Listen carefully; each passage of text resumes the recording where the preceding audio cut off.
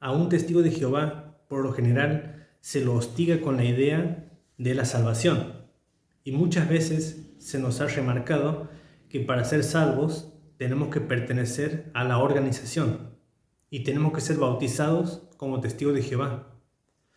Tal vez una persona que pertenezca a esa organización nos pueda decir no.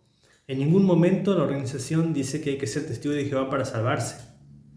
Pero hay a lo largo de la historia de esta organización una serie de publicaciones que muestran cómo ellos exigen que uno tiene que formar parte de su corporación para poder ser salvo. Por ejemplo, si vemos allí en una atalaya de 1 de julio de 1983, dice que Jehová está utilizando una sola organización para efectuar su voluntad. Y para recibir la vida eterna en el paraíso terrestre, tenemos que identificar a esa organización y servir a Dios formando parte de ella. O sea, que en esta publicación del año 1983 se nos muestra que hay que ser testigo de Jehová para ser salvo. Algunos podrían decir que la organización ha ido cambiando de entendimiento a lo largo de los años. Sin embargo, no es así. Esta creencia se ha mantenido en el tiempo. Si no, observemos esta atalaya del 15 de mayo del 2006. Ya estamos en el año 2006 aquí. Y se muestra que así como el arca de Noé fue necesaria para la salvación, hoy la salvación depende de que tengamos fe y que nos unamos lealmente a la parte terrestre de la Organización Universal de Jehová. O sea que aquí se nos está mostrando que para poder ser salvos tenemos que formar parte de esta organización y bautizarnos como testigos de Jehová. Y si quieren otra prueba, nos venimos más aquí en el tiempo al año 2016. En esta atalaya dice que no debemos tropezar y acabar dejando la organización de Jehová. Si eso ocurriera, no solo perderíamos el honor de hacer la voluntad de Dios, sino también la esperanza de vivir en un nuevo mundo que Él traerá. Es decir, que esta organización, a lo largo del tiempo, desde 1983, incluso antes, hasta el 2016, hay atalayas más tempranas, pero este video sería muy largo si muestro todas las publicaciones. Pero al mostrar estas 3 publicaciones, quiero dejar claro que esta organización a lo largo del tiempo ha ido mostrando a sus adeptos que hay que formar parte de ella para ser salvo. Por esa razón, muchos testigos de Jehová sufren allí dentro, porque pongámonos en el lugar de aquel testigo de Jehová que tiene familiares que no son testigos de Jehová. Se la pasa pensando que su familiar no va a estar en el reino de Dios, por ejemplo, como era mi caso. Yo tenía mis padres que nunca fueron testigos de Jehová, ni siquiera se acercaron a las reuniones. Y esa idea de que ellos no van a pasar al reino me vivía mortificando a mí. Hoy en día entiendo que esto no es así, pero ya tenemos una forma de hostigar a un testigo de Jehová, que es haciéndole ver que ningún familiar no testigo va a pasar al reino. O incluso, cuando se expulsa a una persona, todos los amigos y personas que aman al expulsado se ponen muy mal porque dicen: mira, si el reino de Dios llega y él se mantiene expulsado, no va a poder pasar al reino de Dios. O aquellos que están inactivos también son vistos como personas que no van a heredar el reino. Es decir, que estamos ante una idea que causa mucho daño en sentido emocional. La idea de la salvación exclusiva solo para testigos de Jehová. Pero en este punto es donde la Biblia refuta la idea de que la salvación es decidida por una organización. ¿A qué pasaje podemos recurrir para derribar esta enseñanza? Pues bien, veamos allí en Mateo capítulo 25, versículos 31 y 32. Allí se dice que el Hijo del Hombre va a venir en su gloria y se va a sentar en el trono. Y delante de él se van a reunir las naciones y él va a apartar, por un lado, a las ovejas, va a separarlas de las cabras. Es decir, que Jesús es el que va a decidir quiénes van a ser salvos y quiénes no.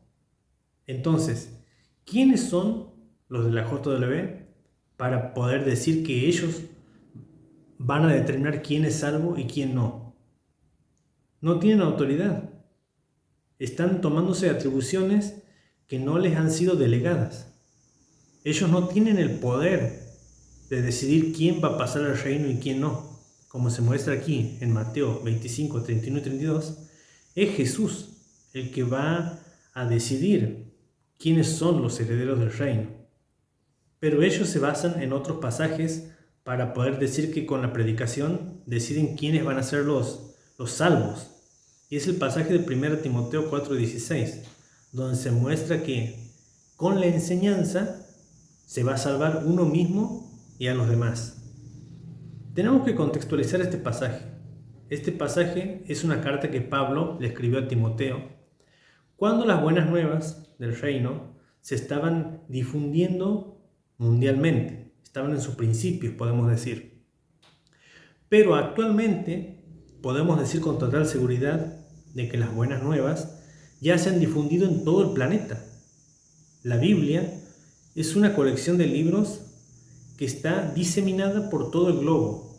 Y además, la salvación no depende de tener un conocimiento especial de ciertas doctrinas, como por ejemplo quiénes son los 144.000, o qué es un cuerpo gobernante, y demás enseñanzas propias de la JW, o decir que Jesús fue fijado en un madero y no en una cruz, por ejemplo. No depende de eso, sino que depende de las obras que uno haga. Eso lo muestra la Biblia. Lo podemos ver allí en Romanos capítulo 2, versículo 6, donde se muestra que Dios pagará a cada uno según sus obras, no según algún conocimiento especial de ciertas doctrinas o por haber tenido la correcta interpretación de ciertos pasajes, sino que son las obras, la conducta, la que redunda en la salvación de las personas. En cuanto a conducta, ¿qué es lo que exige la Biblia? Pues lo que todo el mundo sabe: no robar, no mentir, no matar, practicar el amor para con el prójimo. Son 4 de las normas principales que la Biblia difunde entre sus páginas. Por esa razón, podemos decir que no hace falta ir de casa en casa llevando doctrinas, interpretaciones personales propias de uno para con el amo de casa, para decir que este amo de casa va a ser salvo por aceptar mis enseñanzas particulares o mis interpretaciones personales. No, sino que según la Biblia, la salvación depende de cómo uno obre en la vida de acuerdo a los principios generales que ésta enseña. Por lo tanto, la salvación no depende de abrazar doctrinas específicas y formar parte de una organización de los testigos de Jehová, sino que, como acabamos de mostrar, según estos pasajes de Mateo 25, 31 y 32, y también Romanos 2, 6, podemos decir que la salvación está al alcance de todos. Simplemente hay que tener un conocimiento básico de las enseñanzas bíblicas. De esta manera nos podemos sacar un gran peso de encima, porque muchos testigos de Jehová sufren de gran manera, simplemente porque no cumplen con algunas doctrinas de su organización, y dejar de formar parte de dicha organización los puede llevar a la destrucción, según ellos. Esto no es así. La salvación, según la Biblia, está al alcance de todos. En realidad, mis creencias personales difieren bastante del concepto de salvación del que habla la Biblia. Yo lo veo de otra manera.